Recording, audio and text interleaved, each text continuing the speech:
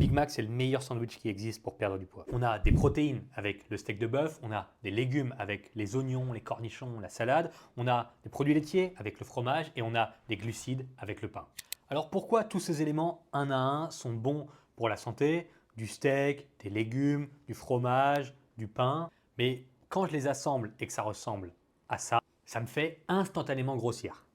Bon, déjà, on a oublié de mentionner la sauce qui compte pour environ 15 à 20% des calories du truc.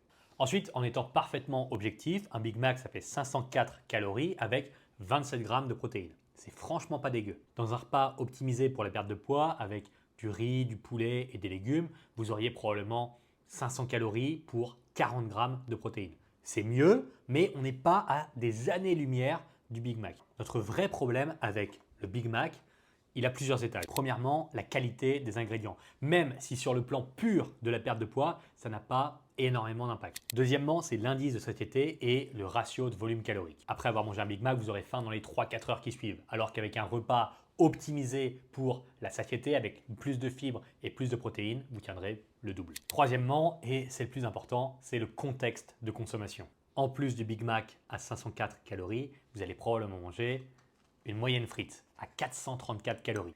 Et vous allez sûrement boire un soda à 150 calories. Et tant que vous y êtes, autant prendre juste 6 nuggets pour 260 calories de plus. Et allez, pour faire passer tout ça, petit dessert avec un McFlurry à 550 calories de plus. C'est comme ça qu'on passe d'un Big Mac franchement innocent sur le papier à un repas complet qui fait 1700 calories que vous allez avaler en 20 minutes. Alors, est-ce qu'il faut absolument bannir le McDo de votre vie pour maigrir?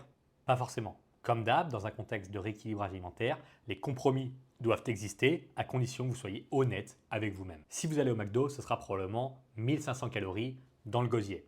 Et c'est probablement 90% de votre apport pour la journée. Est-ce que vous faites un compromis en mangeant moins le jour d'avant ou le jour d'après pour poursuivre les progrès?